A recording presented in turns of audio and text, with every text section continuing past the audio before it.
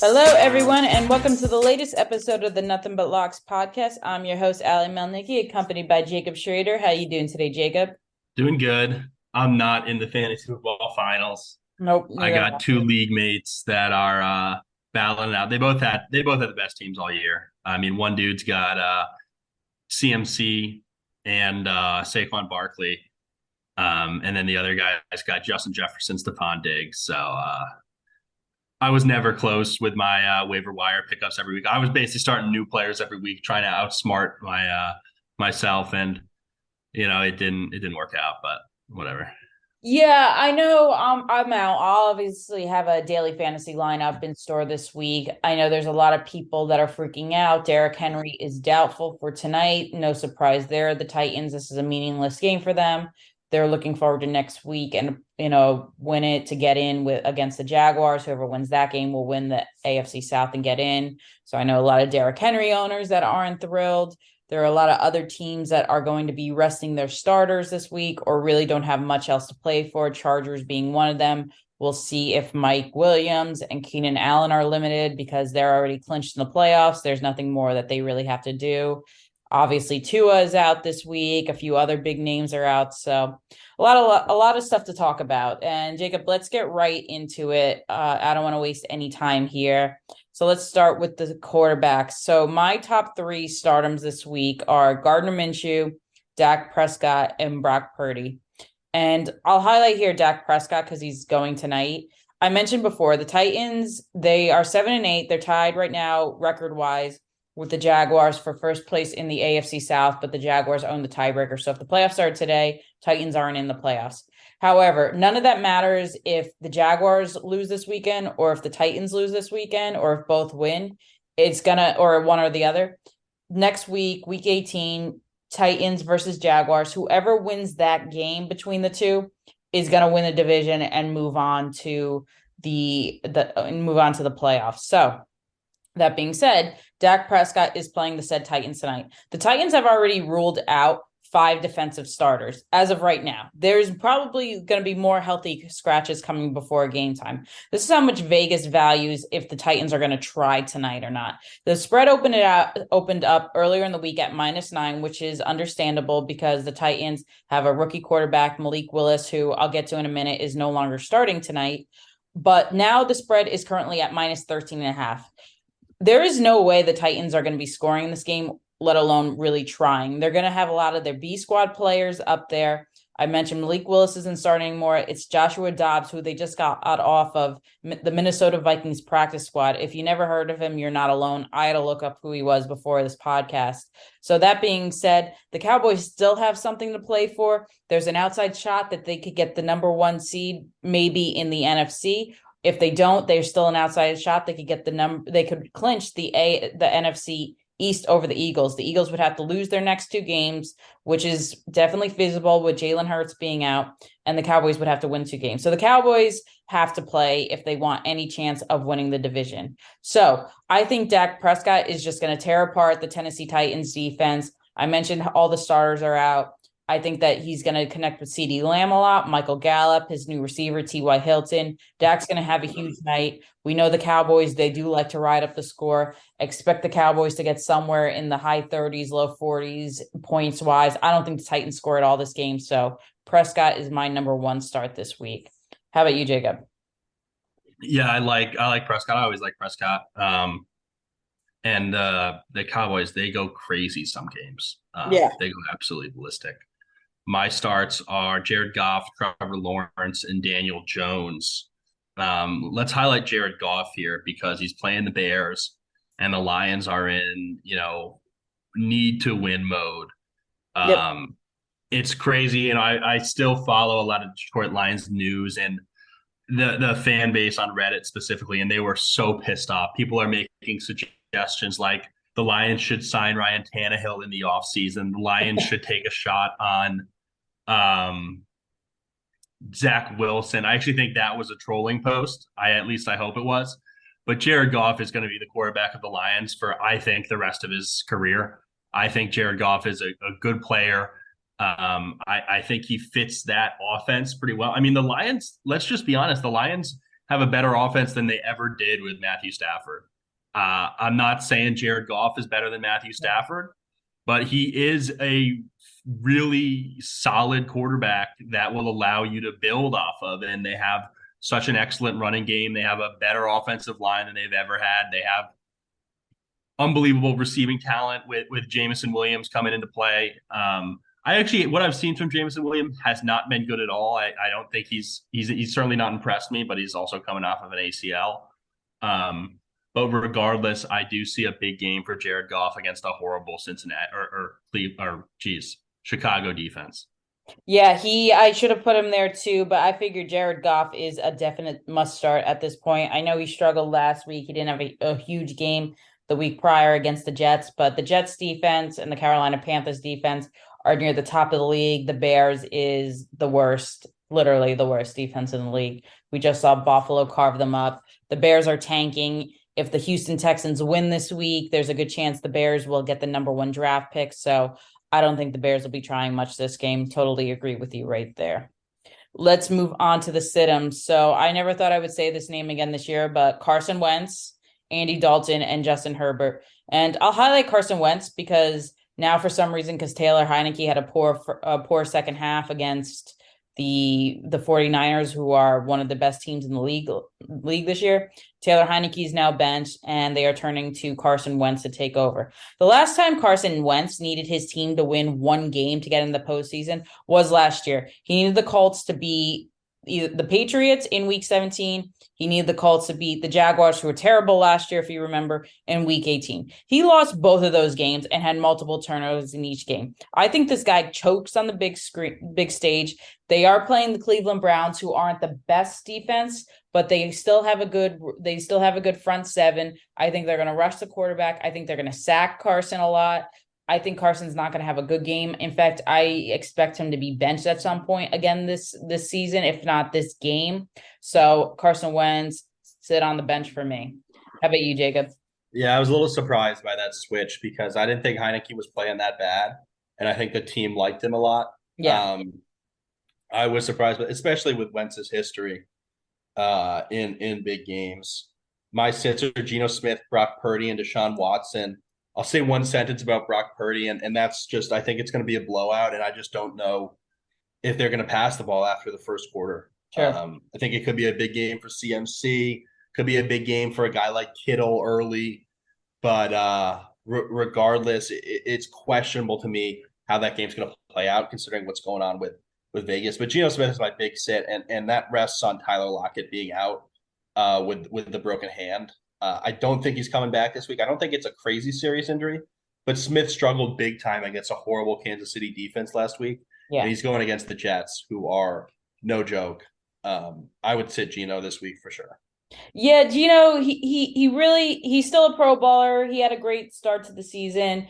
I don't know if he's going to get the contract he wants. He's going to command big money this offseason. He is a free agent, but given his history, given this has been really his only good year, I don't know if he's going to get that 3-4 year deal he's going to look for. He might have to settle for another 1 year deal with an option, maybe 2 years at most. Maybe a team gives him 3 years, but I don't see anything more than that.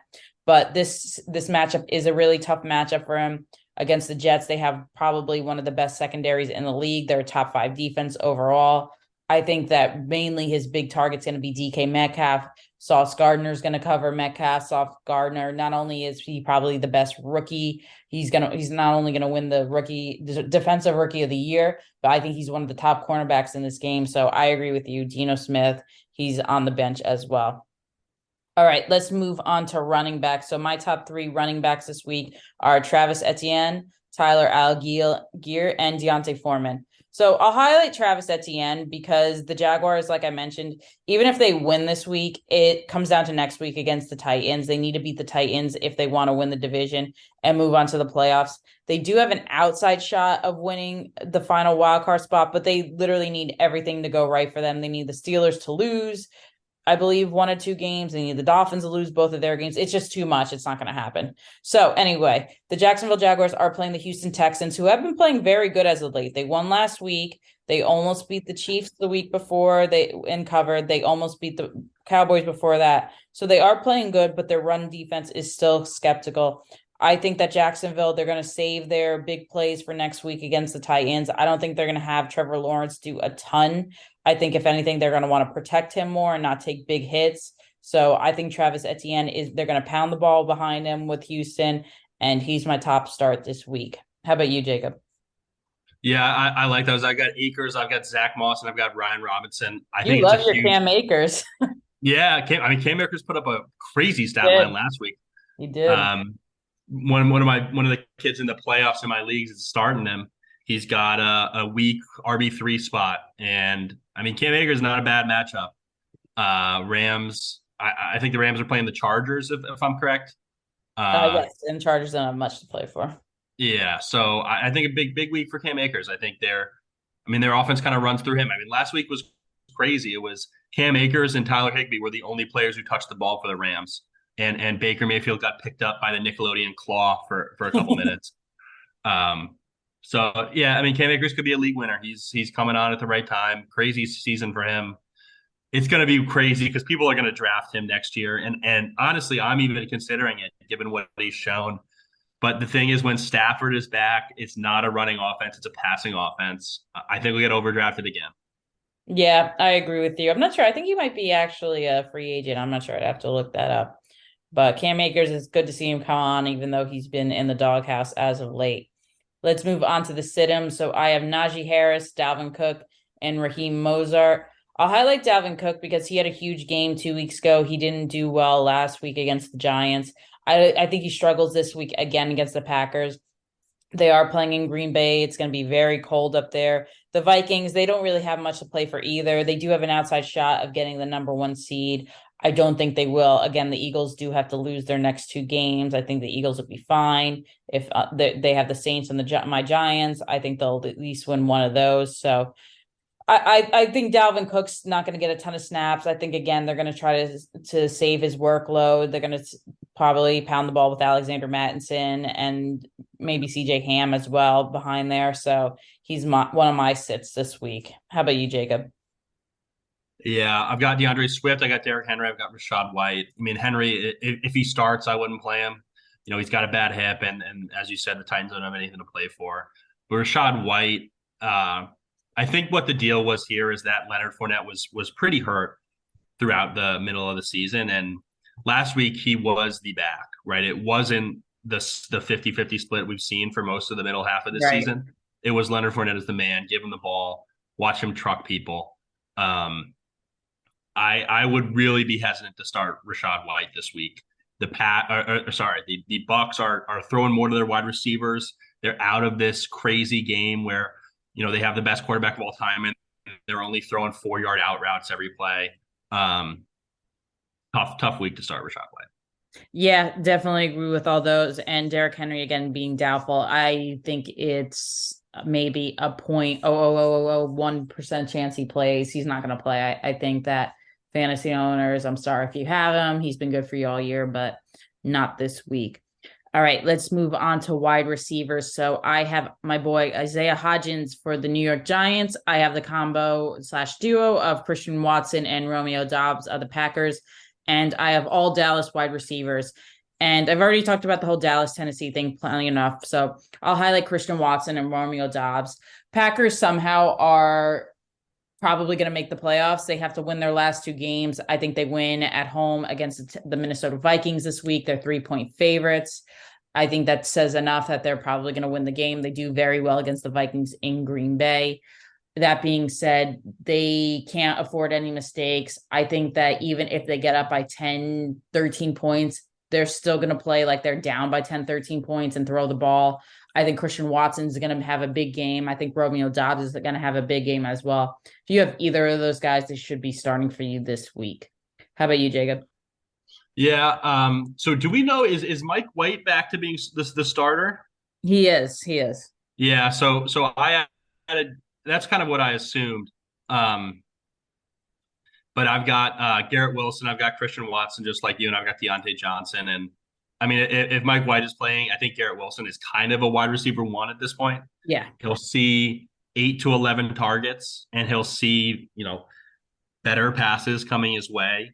I think if it's been a weird year with Garrett Wilson if you've had him, because you probably should have sat him those last 2 weeks. I mean, he had a big game against the Lions. I think he had like 4 catches for 98 yards, so not a huge week, but certainly something. I think you're going back to him. I think you can actually start him over guys like, a guy like Mike Williams. I would start him over. Yeah, I agree. Mike Evans, Chris Godwin. I would start him over.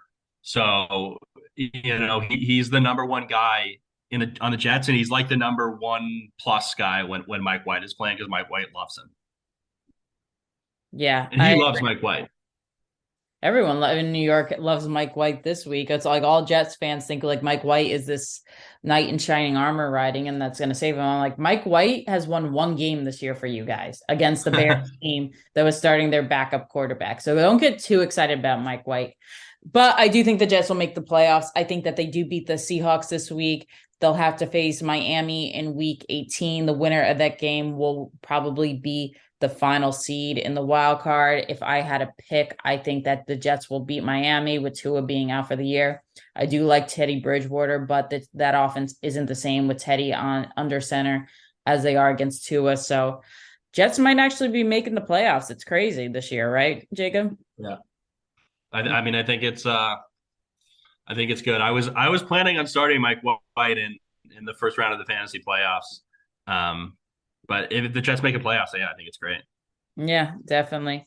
Let's go to the sit-em. So not much to say here. I think all Tennessee wide receivers, Robert Woods, etc., need to be benched tonight. I don't see how Tennessee scores any points whatsoever. I just mentioned they're starting a quarterback, Joshua Dobbs, who they just got off the Vikings practice squad a few days ago. No one's ever heard of him. I don't even know if he knows the playbook. I know Baker Mayfield came in with Savior, but it's a difference to being Baker Mayfield, who was the number one pick, and Joshua Dobbs. My next one is Adam Thielen, and my final one is Christian Kirk. I'll highlight Thielen just because the guy just can't get a break. I think that this is just Justin Jefferson's team. KJ Osborne has stepped into that number 2 role. He seems to have good rapport with Kirk Cousins. Thielen, I don't know. What do you think, Jacob? Is Thielen even going to be fantasy viable next year? If they keep Hawkinson, no. I mean, you can't really feed 3 targets, and they're not the heaviest. They're not a Stafford Mahomes led offense, right? They're not passing the ball 65% of the time. I think the Vikings will have a solid team. I mean, they have a solid offense on all facets, but kind of no. I mean, it sucks because he was such a crazy good story. I think he'll still play a big part in the team. I think he may catch, a few touchdowns, but I don't think he's going to be a consistent enough guy to play in fantasy now. Yeah, totally agree with you. So who are your sit-ems? My sit-ems are Devontae Adams, Mike Evans, and Michael Pittman. I mean, Devontae Adams is questionable. Can you really sit him this week? You probably can, right? If you have Garrett Wilson, I'll play Garrett Wilson over Devontae Adams, right? I would play Christian Watson over Devontae Adams. I would play, with this guy Stidham, I think his name is. Yeah, Jared Stidham. The 6th Patriots drafted quarterback to make a start this season. I think that's kind of the Tom Brady effect, and then the Jimmy G effect. Everyone assumes that Patriots drafted QBs are the real deal, but it's a shit show in Vegas this year. I wouldn't rely on them if you're in the fantasy championship, especially. I mean, Devontae Adams is pitting up horrible weeks with Derek Carr. He's not going to do any better with Stidham. That's crazy. If you were to tell people at the beginning of the season during the draft that week 17, you should sit Devontae Adams, Mike Evans, and Michael Pittman. Like those 3 guys were the top 10 wide receivers taken. It's crazy. Pittman's a bust. I don't think Pittman's going to be in the league in 3 years. It just depends. He needs a quarterback. He just hasn't had a good quarterback with him. I think if he goes to another team, he'll start excelling. He just needs a quarterback. I think Indy's going to really look in this offseason to acquire a good name, but Indy has a good wide receiving core. They have Paris Campbell, Alec Pierce. Like those are good receivers. It's just Matt Ryan should have retired like 10 weeks ago. Nick Foles, same thing. You already have a statue of yourself. I don't know why you're still playing. And Sam Ellinger was basically like thrown out of Texas his final year in college. I don't know what Indianapolis is doing. But yeah, it's crazy. Those 3 guys are definite sits this week. Mike Evans has just disappeared this year. I mean, can you believe it? No, I saw a stat that from 2020, from 2021, he didn't go 2 straight weeks without catching a touchdown, and he's gone 11 weeks this year without catching a touchdown. He's gonna miss 1,000 yards. I see so many Reddit posts trying to hype him up, and I'm really thinking it's guys who are just trying to get everybody else to start Mike Evans so that they can actually win. That makes sense. It's a good strategy to do. All right, let's move on to tight ends. My starters are Tyler Conklin, Dalton Schultz, and Jelani Woods. I'll highlight Tyler Conklin. Zach Wilson is no longer the quarterback. Mike White is. Besides Garrett Wilson, I actually think Tyler Conklin will step in as his number 2 guy at tight end. I think he'll get some good catches. The Seahawks are also very weak against guarding tight ends. You just saw George Kittle ripped them up a few weeks ago on that Thursday night game. So he's one of my best starts this week. How about you, Jacob? Yeah, Jelani Woods is crazy. I think he's a good player. Yeah. He's a really good player. I've got Dalton Schultz, I've got Dawson Knox, and I've got Evan Ingram. I mean, Evan Ingram's like a tight end 3, kind of like an obvious start. He's like I'd like to know the where that guy. production was with us all those years. Yeah, I don't know, but I guess Dawson Knox is coming alive. 3 straight games with a touchdown.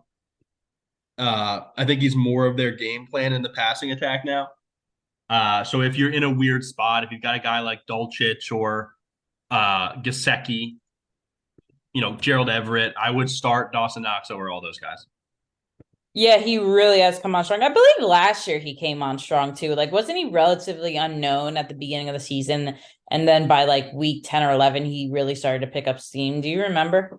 Yeah, well, we had a crazy amount of touchdowns. I had never heard of him before the season, but he was also a guy. I wasn't really trying to draft him because it was kind of a 1 year. Oh, who is this guy? I guess he's a beast, but he's in such a good situation. Has a huge game this week. It's going to be a close game. Yeah. Playing the Bengals, and I think in close games, players like Dawson Knox can do really well, scoring touchdowns and whatnot. Yeah, I agree. Especially Stephon Diggs has kind of disappeared the last few weeks. I don't know why him and Josh Allen just seem to be off key, but I think Dawson Knox is definitely getting the opportunities. Let's go to the sit-em. So I have Darren Waller, Gerald Everett, and Cade Otton. I'll highlight Waller because Jacob mentioned before why she said Adams. Jarrett Stidham, I don't know how he's going to perform. I think that the team, as bad as a quarterback Derek Carr has been this year, I think he still has the clubhouse. He might not be a great leader crying in press conferences or whatever, but he does have the respect of his teammates. I don't know how they're going to respond to not only his benching, but Derek Carr is away from the team. He walked away from the team. He's definitely not going to be a Raider next season. I don't know how they're going to respond to Josh McDaniels putting in his guy from the Patriots that was a 4th rounder a few years ago, I believe. I just think that this is going to be a bad game for the Raiders. I'm all over the 49ers to cover and pretty much kick the shit out of them. That being said, Darren Waller, he's a sit for me this week. How about you, Jake? Yeah, I like that. Yeah. I've got Greg Dulcich. I've got Hayden Hurst and Noah Fant. Let's say Font I'll highlight because Dulcich, I think he's a sit. He got injured, but they're playing the Chiefs, so you don't really know. Hurst is coming back from an injury. It's going to be a close game. He could see some catches, but I think Noah Font is definitely kind of doomed this week. Hasn't put together the season you might have expected after a big year last year. And what's his name? Geno Smith it's not his year right now. They're playing the Jets. It's a tough week to start Noah Fant. Yeah, totally agree with you there. All right, well, those are our start sits. Now we're going to move over who we predict to be the top scorers of the week. For quarterback, I like what Jacob said with Jared Goff being a star. I think he has a monster game. The Lions need to win this game if they want to reach the playoffs. They also need the Commanders to lose. They want the Packers to lose too. But I think they come out and have a monstrous game against the Bears. I don't think the Bears are going to be trying. I think Jared Goff is going to be the top quarterback scorer this week. For running back, Christian McCaffrey, I think he's just going to run all over the Raiders team. I don't think the Raiders are going to show up. I actually think this is going to be an embarrassing game. Jacob made a great point when he said Brock Purdy might not throw a lot. They may want to preserve him, protect him. That in that case, I think it's going to be a heavy dose of C-Mac as well. And then finally, wide receiver, CeeDee Lamb, I think is just going to rack up the touchdowns and the points tonight. How about you, Jacob? Yeah, I've got the opposite quarterback. I've got Justin Fields. I mean, I could just see 150 yards rushing. Honestly, then the Lions have such a bad defense. They have such a bad run defense. I think they gave up 320 rushing yards to the Panthers last week. And it's crazy. I actually spent a lot of time on Reddit, and I guess they never stacked the box last week, not one play. They were in nickel coverage basically the whole game. Crazy, crazy, crazy, crazy. Could they do it again? Maybe. I mean, I don't think they will, considering Justin Fields doesn't even throw the ball. But regardless, he could just run crazy. He could, 180 passing yards, 2 passing touchdowns, 150 rushing yards, 2 rushing touchdowns. I mean, that's the best quarterback score of the week. So could be him. Justin Fields is that guy. It'll be interesting to see how this guy's career plays out. He's a likable guy. I think he does well in press conferences. And he's got that spin move that's just fucking nuts. I remember Braxton Miller did it in the national championship game like 8 years ago, and Justin Fields pulled it off. He's pulled it off a couple times too. So maybe it's that Ohio State spin move trademark that they got going on. For running back, I've got the only thing that I would caution about Justin Fields. Robert and I talked this out when we were making our picks yesterday, because the Bears have nothing to play for this year. I wouldn't be surprised if they limit his running because they don't want him to get hurt like Jalen Hurts just got hurt. The guy has his entire career ahead of him. These next 2 games don't matter for you. So I think there's a good chance they could say to Justin, hey, if you're about to get sacked, throw the ball away and don't take any chances. That's just my theory. Yeah, that's actually a great point. That's a great point. For running back, I've got Eckler. When teams play the Rams right now, I mean, last week was a little bit of an anomaly. The Chargers defense is good now. So I think the Chargers will basically run the ball like crazy this game. They don't have too much to play for. So yeah, Eckler could not be in too much, but I think Eckler is relatively replaceable on the Chargers. Relatively. I think the backs they have, they've got Kelly and Sony Michel, I believe. They're okay. If they don't have Eckler, I don't think it kills the Chargers. Right. I do think they'll run the ball like crazy this week. It could not be Eckler getting those carries, but I think it also definitely could. Moving on to wide receivers, I got Justin Jefferson. I mean, at this point in the season, who else are you going to pick? I mean, CeeDee Lamb is a good choice, and CeeDee Lamb is definitely a beast. But Justin Jefferson is like the only guy who's not a quarterback who has a shot at the MVP race this year. And that's in his head. And if he puts up 2 200-yard games to close out the season, if he finishes the year with the reception record, which he could do, and 2,200 yards, blasting away the all-time yardage mark, I mean, that's an MVP caliber season. Yeah, Cooper Kupp finished 3rd in voting last year. It's possible, right? If he really spanks that record and just says, I'm that guy, he has that trademark catch against the Bills. I don't know. I just think Justin Jefferson got something to play for this week, even if the Vikings know they're finishing 2nd in the conference. Yeah, that's a good pick. Very good pick. And never go against Justin Jefferson. All right, let's go to our final segment. And our start, bench, and cut has been replaced by keep, trade, and cut. And we're going to have the scenario that you own a dynasty league. So Jacob's going to give me 3 players per position. And I'm going to pretend that this is my dynasty league. I got to pick which player I would keep for next season, which I would look to trade in the offseason for some picks, and who I would just cut and not want anything to do with. So I'm ready when you are, Jacob. Awesome. I love dynasty football. I got to find a league. I used to be in a league, and I got distracted and let go of it. But dynasty fantasy football is a ridiculous amount of fun. Anyways, for quarterbacks, we've got Matthew Stafford, we've got Aaron Rodgers, and we've got Carson Wentz. Well, easy. I'm going to cut Carson Wentz. I don't even think he's going to be a starter anywhere next year. So I would keep Aaron Rodgers because I still think he has a lot left in him. I love how he's coming on strong at the end of the season. He's finally getting some rapport with Christian Watson and Romeo Dobbs. I do think the Packers are going to get a big name receiver in the offseason, whether it's through free agency or whether, again, in the draft they go and get one. So I would keep Aaron Rodgers. I trade Stafford because I don't know what he's going to be like coming back from injury. He does have the chance to revert back to his 2021 form. He also has the chance of just remaining injured the rest of his career. So I'm a little leery about that. So I would keep Aaron Rodgers, trade Matt Stafford, and cut Carson Wentz. Yeah, I don't mind that. I'm higher on Carson Wentz, and I'm kind of thinking about it in true dynasty. There's keeper and then there's dynasty, but dynasty, you're keeping your players kind of forever. Um, Carson Wentz is younger than those guys. I kind of threw him in there for the balance, right? It's age versus basically points. Right. Do you think Carson Wentz is going to be a 4 year? Is Carson Wentz going to have another 4 years starting? Yeah, I guess I agree. I don't know. Um, I understand your sentiment there. But anyways, moving on. We've got Jamal Williams, we've got Jeff Wilson Jr., and we've got Antonio Gibson. All right. This is a little tough one. So when I look at the next like 3-4 years, I still think Jamal Williams is going to be going strong. So I'm going to keep Jamal Wilson.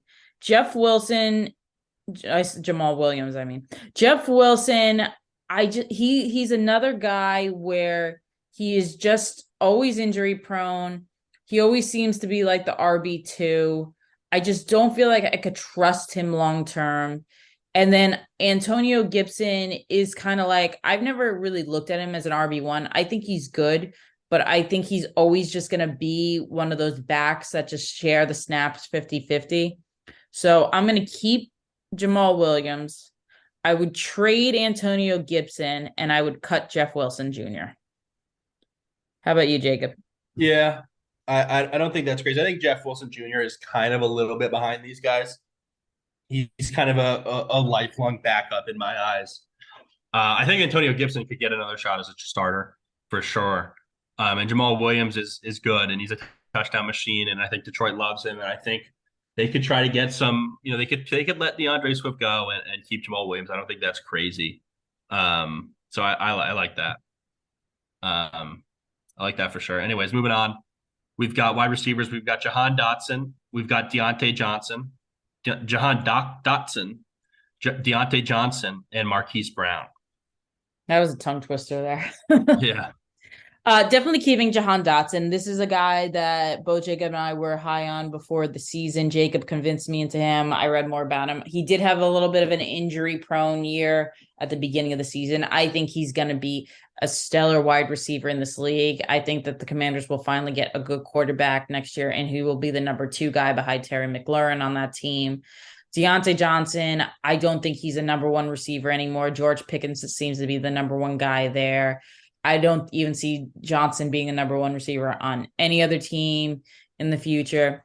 And then Marquise Brown, I just think that he has never lived up to his potential. He had the opportunity this year when he was traded to the Cardinals, but again, he got injured. I just think he's too inconsistent. So that being said, I'm going to keep Jahan Dotson. I would trade Hollywood Brown, and I would cut Deontay Johnson. How about you, Jacob? Yeah, I'm a Jahan Dotson truther. I just watched the highlight video. I saw, this guy does not make spectacular catches, but what he does instead is he's open by 4 yards every time, right? It was a lackluster highlight video for that reason, but if you're thinking about the NFL, I mean, this guy runs unbelievable routes. He is young. The Commanders, he's limited by the Commanders, right? Because for the next few years, Commanders are going to have a good defense, right? They've got such a good defensive line that's not going anywhere.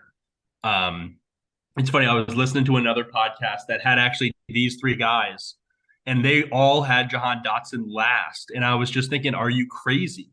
This kid is so much better than these other 2 guys. I mean, Marquise Brown is okay. Yeah, he's got Kyler, but you've also got the best wide receiver in football on that team in DeAndre Hopkins. I think it's great. I think I've seen, I followed Dynasty football, even though I'm not in the league, and the disrespect that's given to Jahan Dotson is unbelievable. He's ranked, I think, 13th out of all rookies this year. I would put Jahan Dotson as number two. I would put Breece Hall as number one, and I would put Jahan Dotson as number two. Maybe yeah, Garrett Wilson, okay, is in a better situation than Jahan Dotson. He also may be better. I mean, Garrett Wilson's a beast, but Olave, I mean, he's okay. I just think Jahan Dotson's better. I mean, I just think Jahan Dotson is a better football player. He runs unbelievable routes, and that's what makes receivers good. Can they run good routes? And when they catch the ball, how quickly do they make their first football move? Right, that's all you need to look at. Um, I love Jahan Dotson. I wish him the best. Going to be rooting for him, and I agree with your take. Anyways, moving on, we've got tight ends. We've got T.J. Hawkinson. We've got Dallas Goedert, and we've got Mark Andrews. So I would say I'm definitely keeping Mark Andrews just because I think he's on the Travis Kelce level. I think he's the number one receiver in Baltimore, even though he's a tight end. Hawkinson, I would trade. I would get really good value from him. He's young. He looks like he's in a better situation with the Vikings this year, probably being the number two guy the next few years. And Dallas Goedert, I would cut. Nothing against Dallas Goedert. He's one of the better tight ends in this league, but I don't think he's on the same level. He's a bit older than the other two guys. So I would keep Mark Andrews. I would trade Hawkinson, and I would cut Goddard. How about you, Jacob? Yeah, this was a tough one. I'm looking up all of their ages, and while I was doing so, my Google Chrome just force quit on itself. But literally just now. Yeah, I think Goddard is my odd one out here. I think you said the same.